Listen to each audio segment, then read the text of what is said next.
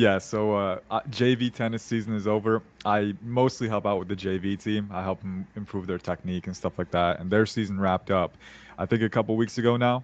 So ended on a high note. I think we progressed a lot, but the varsity team is still going. They had regionals a couple days ago. So shout out to the DeWitt Panthers. If any of you are for some reason watching this podcast, but it was a lot of fun. It was a lot of fun to go through it. And yeah, and interestingly enough, tennis technique and working with that has helped me get a greater understanding for some aspects of football technique, like a quarterback throwing the football.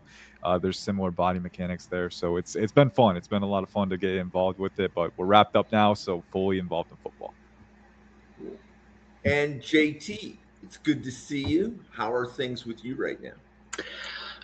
Things are incredibly tense right now with me. The Mariners are leading 1-0, so on the inside I'm screaming. So if I happen to just burst out in a scream in the middle of the podcast, it's because something happened in this baseball game. Fantastic. Well, we are here to talk about cornerbacks in the 2026 NFL draft. And we're going to be here for the next 6 or 7 weeks. Each week, we're going to break down a different group of 8 defensive backs. So the players we're going to go through tonight are Chandler Rivers from Duke, Jalen Guilbeau from Texas, Zeke Berry from Michigan, Xavier Scott from Illinois, Cam Miller from Rutgers, Amari Farrell from Indiana, Jalen Kilgore from South Carolina, and D'Angelo Pons from Indiana.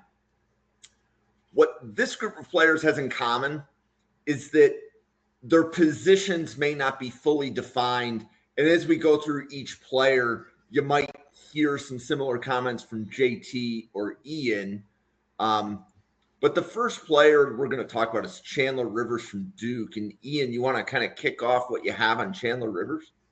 Yeah, so Chandler Rivers, fun player. I think, particularly if you watch his game against California this past week, I mean, he was so fun to watch. I think he may measure in a little bit smaller and lighter than his listed measurables, so that'll be something that I'll be watching with him in particular. But I think you have a player who's really intelligent, especially from the nickel spot, right? When you're playing the nickel spot, you have to account for threats on either side of you, right? You don't have the boundary to work as that extra defender for you. So, it's a spot that it puts a lot of pressure on a player. I think Chandler Rivers handles it well. I think he's got a great mix of athleticism, functional athleticism, and then football intelligence and IQ, right? There was one interception against California where he played this 2-on-1 perfectly, overhanging the flat route, right? And then undercutting the corner, right?